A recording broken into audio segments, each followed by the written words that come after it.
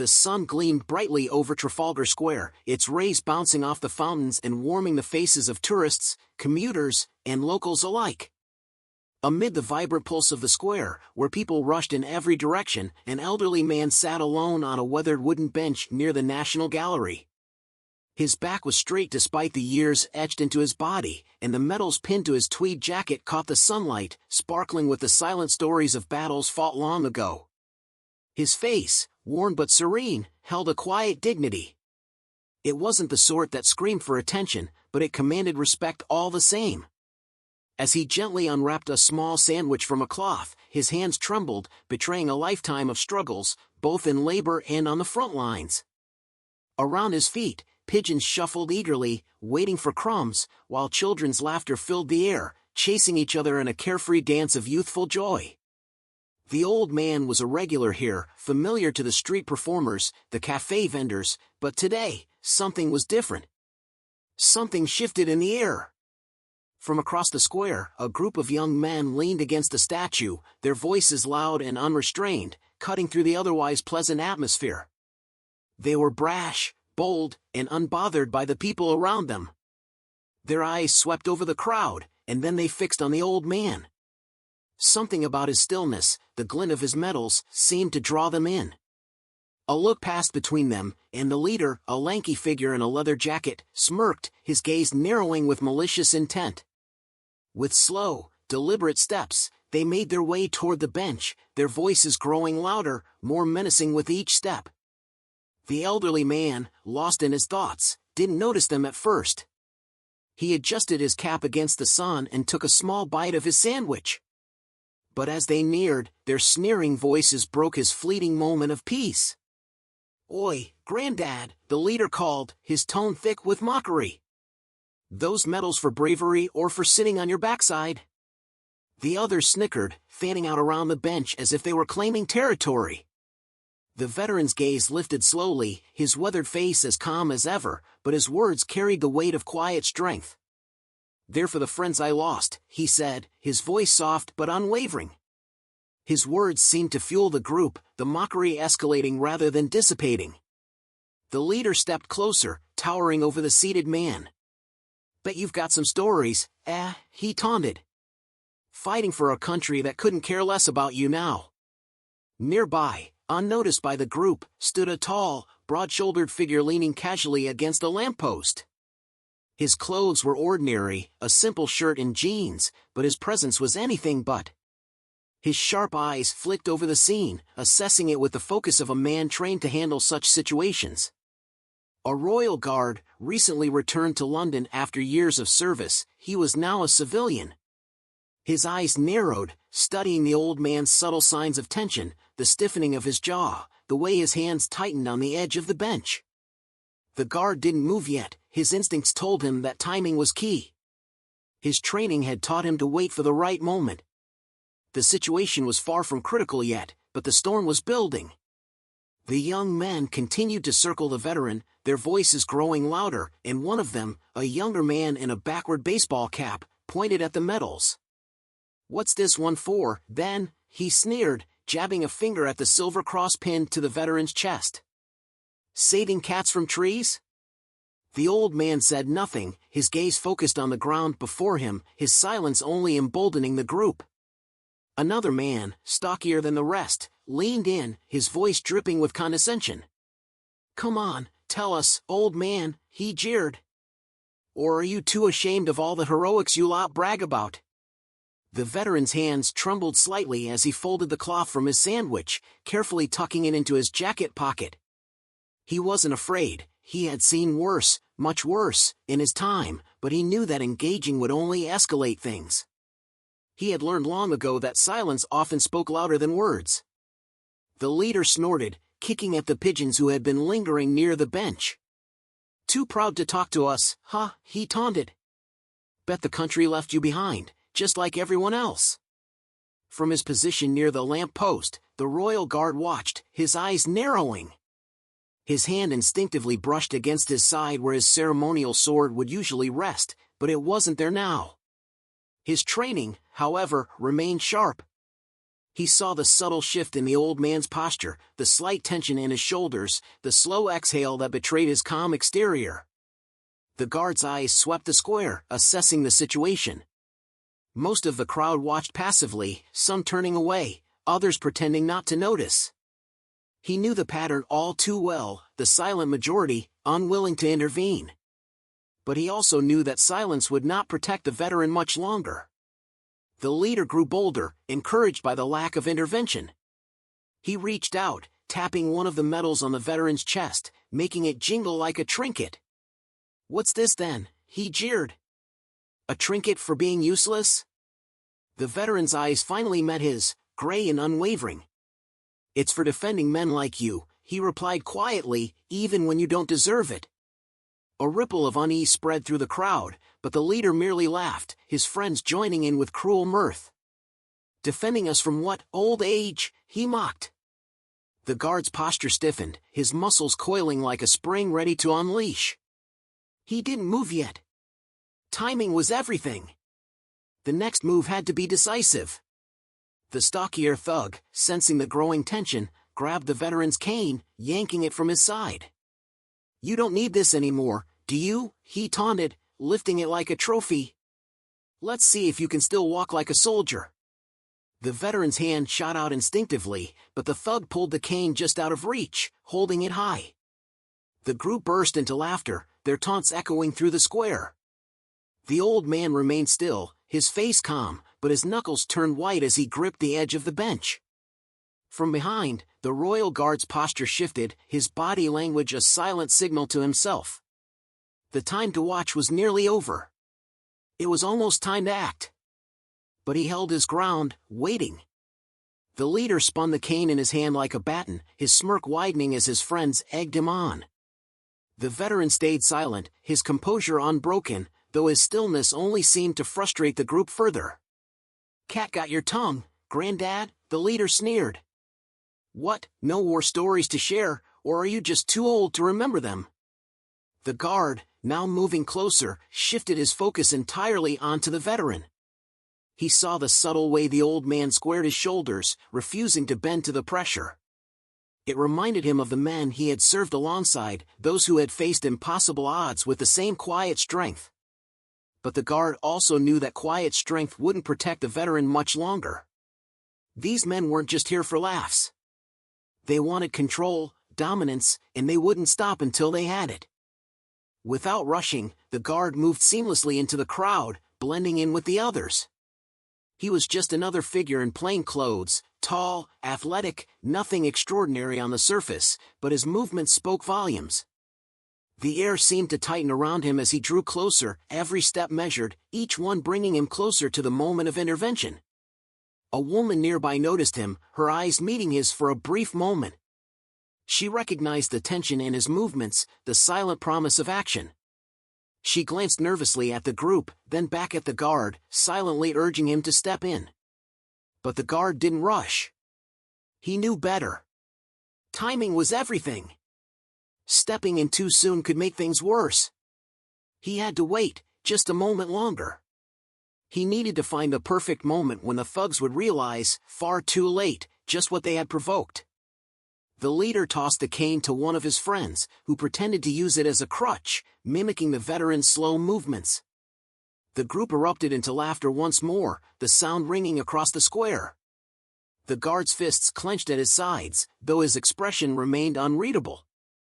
Years of training had taught him to control his emotions, to harness his strength for the moment when it truly mattered. His job wasn't just to fight, it was to protect, and he knew the weight of that responsibility. He stopped just a few feet from the group, close enough to hear their taunts, but far enough to remain unnoticed. His sharp eyes scanned the men, taking note of every detail. Their positions, their body language, the tone of their voices, it all painted a clear picture. He was ready. The leader leaned down, his face inches from the veteran's. "Bet you're wishing you stayed home today," he mocked. "Should have known better than to bring your little medals out here. Nobody cares about your past." The veteran's gaze never wavered. "I don't need anyone to care," he said quietly, "but you should care about what you're doing right now." The thug stood upright, arms spread wide in dramatic mockery. "What I'm doing? I'm giving the people a show, old man. Isn't that what heroes do?" The guard's voice cut through the laughter like a knife. "I think the show's over." The sudden interruption caught the group off guard. They spun around, and their faces fell as they saw the guard standing tall behind them, his presence like a shadow over them. His expression was unreadable, but his authority was undeniable. The guard's eyes, still piercing and unblinking, radiated an authority that couldn't be ignored. The leader faltered for a split second before regaining his cocky demeanor. "And who are you supposed to be?" he scoffed, trying to mask the uncertainty creeping into his voice. The guard's reply came without hesitation, his tone level but unyielding. "Someone who doesn't like bullies." A subtle hush fell over Trafalgar Square, the shift in focus now squarely on the two men. The square, which had once hummed with the quiet chatter of daily life, seemed to hold its breath. The thugs exchanged glances, clearly unsure how to react to the royal guard's unwavering presence. The leader, ever the showman, tried to assert himself again. "Bullies, you say?" His smirk reappeared, but this time it wavered. "Big words, coming from a nobody," he sneered, his voice dripping with mockery. "What's your deal, mate? Think you're some kind of hero?" The guard didn't flinch. His face was a study in calm precision, and his voice, when it came, was like a blade cutting through the tension. "You're harassing a man who's earned more respect than you'll ever understand. Walk away now, and this ends here." The leader's eyes narrowed, trying to remain confident in the face of the guard's firm stance. "Hear that, lads?" He raised his voice, clearly trying to rally his group. "He's giving us orders. What, you think you're the law or something?" "5 of us, and 1 of you," the stockier thug chimed in loudly, his tone a little too exaggerated, almost as if trying to convince himself of his own bravado. "What are you even going to do?" The guard took a single, deliberate step forward, his imposing frame now drawing every eye. He briefly glanced at the veteran, making sure the old man was unharmed, before locking eyes with the leader. His gaze was intense, unyielding. "5 of you, 1 of me," he repeated, his voice lowering to a near whisper. "Think carefully about how that's going to play out." A ripple of uncertainty spread through the onlookers. A few had already begun to pull out their phones, recording the scene. The atmosphere felt charged, as if the moment could go either way. The leader hesitated, his smirk faltering for the first time. Something about the guard's calm certainty was unnerving. The others in the group, too, seemed to waver, their arrogance beginning to crack under the weight of the royal guard's silent challenge. But the leader, stubborn as ever, wasn't ready to back down. With a swift motion, he reached into his jacket pocket and pulled out a small, gleaming folding knife. With a flourish, he flicked it open, holding it up as though to prove that he wasn't afraid. The crowd gasped, a collective intake of breath rippling through them. The tension in the square intensified, but the guard remained unshaken. His voice cut through the air with quiet authority. "You're really going to pull a knife in front of all these people?" he asked, his tone disarmingly calm. "Do you have any idea what you're doing?" The leader took a step forward, emboldened by the weapon in his hand. "Yeah, I know exactly what I'm doing," he sneered. "And you're about to find out." The guard's expression didn't shift. His body was already moving, subtly adjusting its stance. His feet were planted firmly, hands at his sides, yet every muscle in him was ready. "You're making a mistake," he said evenly, his voice now cold as steel. "Walk away now." For a brief moment, it seemed as if the leader might reconsider. But pride, that age-old enemy, had a firmer grip than reason. With a shout, he lunged at the guard, the knife aimed directly at him. The guard moved faster than the eye could follow. He sidestepped the attack with a fluidity that spoke of years of training, grabbed the leader's wrist in one smooth motion, and twisted sharply. The knife fell to the ground with a sharp clatter, and the leader yelped in pain as the guard pushed him back with controlled precision. The crowd erupted in a chorus of gasps and cheers. The remaining thugs froze, unsure of what to do next. The guard's voice rang out, firm and commanding, cutting through the stunned silence. "Pick him up and leave now." The stocky thug hesitated, his eyes flicking nervously between the guard and the leader, who was still clutching his wrist, grimacing in pain. One of the others bent to retrieve the knife, but the guard stepped forward, his voice calm but resolute. "Leave it." The thug froze, hands raised in surrender, and backed away.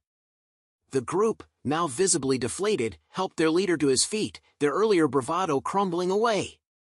They cast one last venomous glare at the guard before slinking away, disappearing into the distance. The crowd parted, the tension evaporating as they watched the thugs retreat.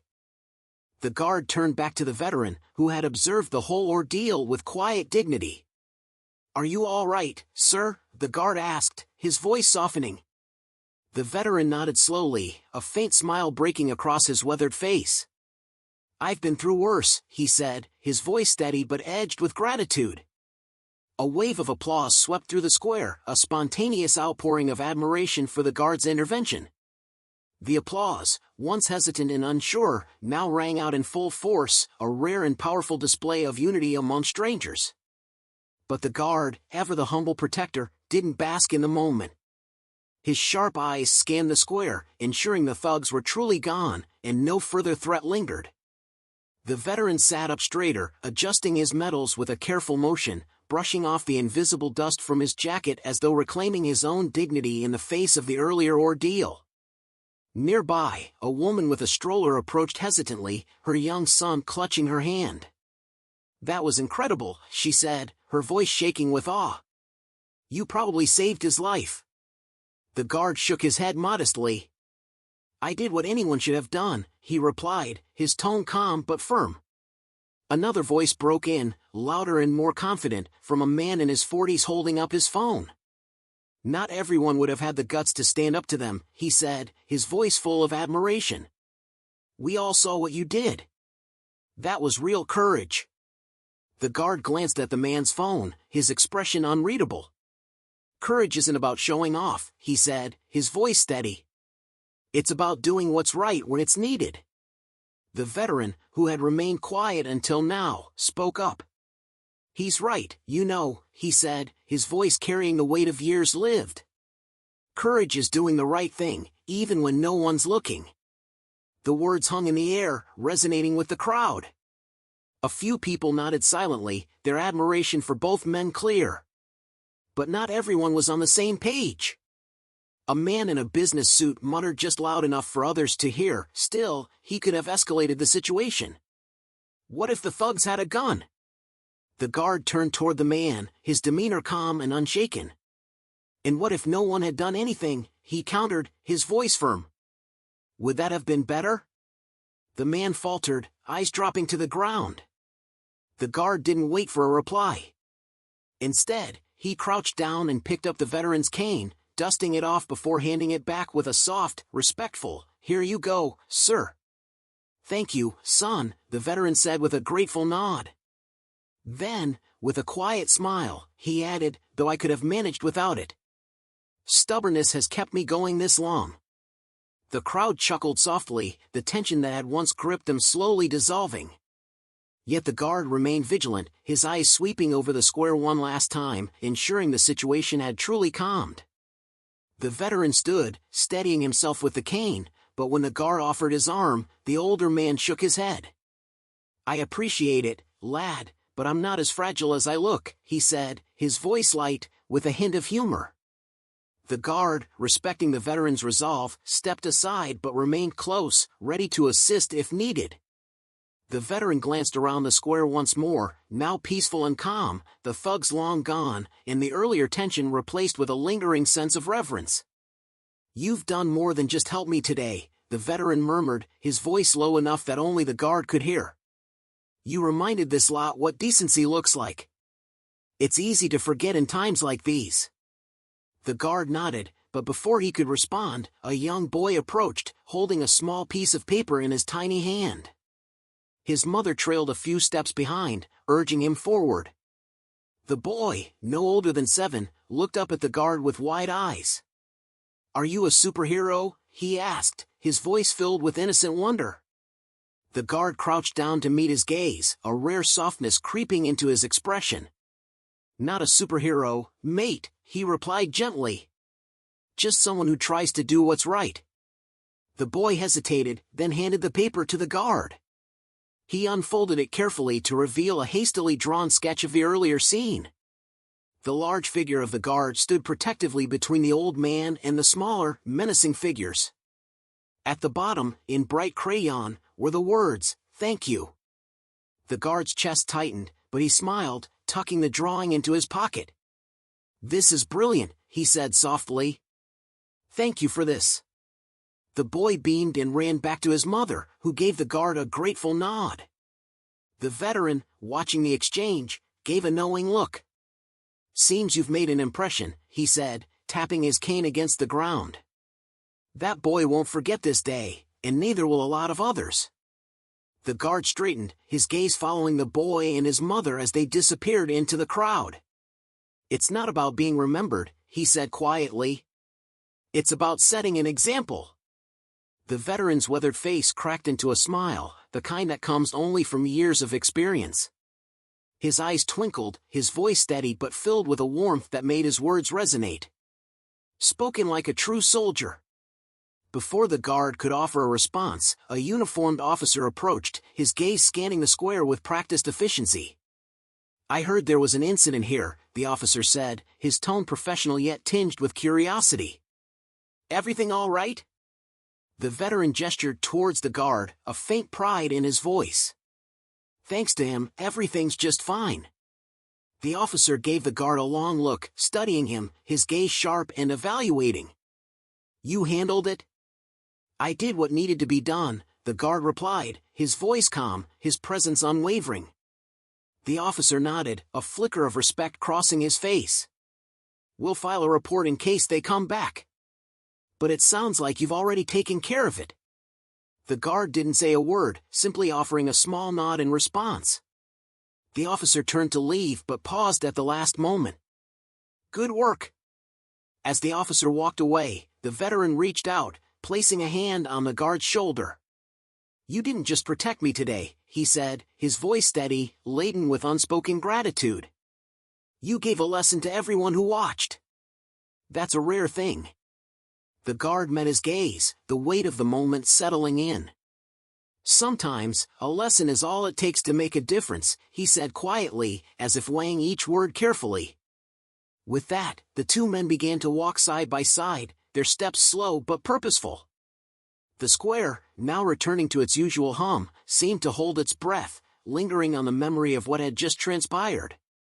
The tension that had filled the air moments before was slowly replaced by a different kind of energy, one that rippled through the crowd, sparking quiet conversations, some thoughtful, others inspired. The veteran paused near a cafe, his cane tapping gently against the pavement as he gestured to one of the outdoor tables. "Mind if we sit for a bit?" he asked, his voice carrying the weight of a life lived fully. "Not at all," the guard replied, pulling out a chair for him.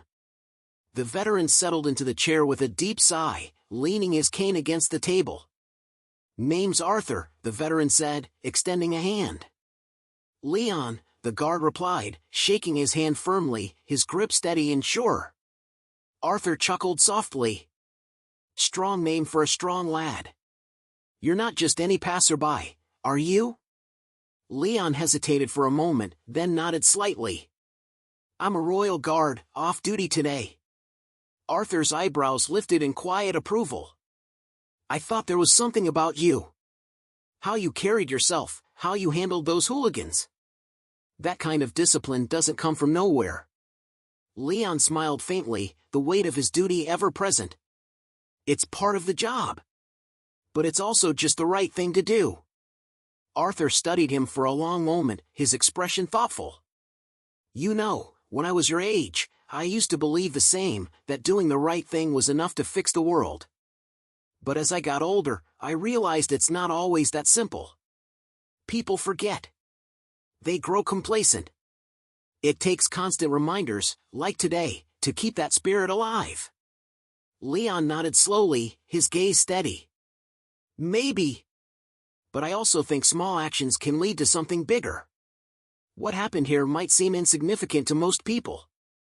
But if it inspires even one person to stand up for what's right, it's worth it. Arthur smiled, his eyes crinkling at the corners. You sound like an old soul, Leon. Wise beyond your years. Their conversation was interrupted by the cafe owner, a middle-aged woman who had been watching the scene unfold from her doorway. She approached their table, her eyes filled with warmth. 2 cups of tea on the house, she said, placing them gently on the table. For the hero and his friend. Leon shook his head modestly. I'm no hero. The woman smiled softly, her voice warm with admiration. You are to everyone here. Arthur raised his cup in a small toast. Here's to the ones who don't wait for someone else to act. Leon clinked his cup against Arthur's, the gesture simple but meaningful. As they sipped their tea, the square continued to bustle around them, life moving on as usual. But Leon's mind lingered on Arthur's words, reflecting on the crowd, the boy who had drawn the picture, the woman who had thanked him, and even the skeptics who had questioned his actions. Arthur leaned back in his chair, watching the people pass by, his eyes filled with a quiet understanding. You've got a rare quality, Leon. Not just bravery, but integrity. The world could use more of that. Leon looked at the older man, his respect growing with each passing moment. Maybe the world needs more people like you too. People who've lived through so much, yet still believe in what's right.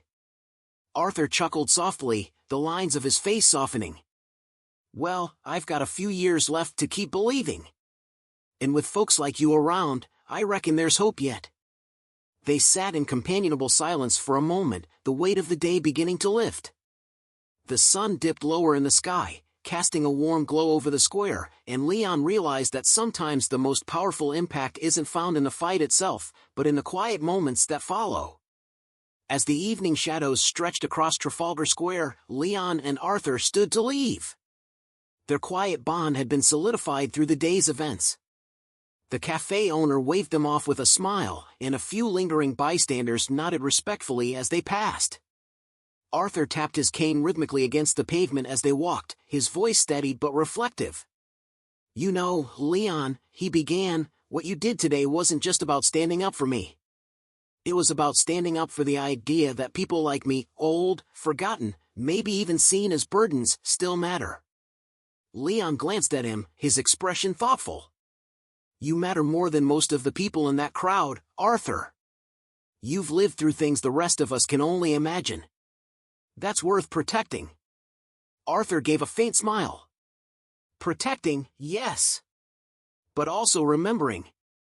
You reminded people today that decency still exists. That courage still exists. And that's no small thing.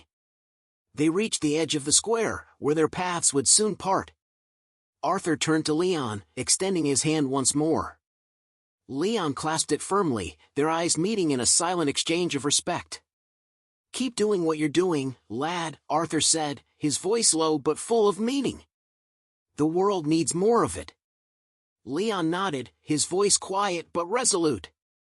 And it needs more people like you to remind us why it matters. As Leon walked away, he noticed a small crowd gathered around the spot where the confrontation had taken place. A teenager was explaining the scene to a friend, using his phone to replay the video he'd captured. A young woman pointed to the spot, saying, "That guy, he didn't even hesitate. He just stepped in and did what was right." Leon didn't stop to listen, but their words stayed with him. He wasn't looking for recognition or applause. What mattered was that the lesson had landed. That maybe, just maybe, someone in that crowd would find the courage to stand up the next time they saw someone in need. As the city lights flickered on and the evening rhythm of London began to hum around him, Leon felt a quiet sense of fulfillment. Not pride. Not satisfaction. Just a deep understanding that he had done what was necessary. The lesson was simple but profound. Courage isn't about being fearless. Heroism isn't about recognition. It's about making the choice to act when it matters most, regardless of who's watching.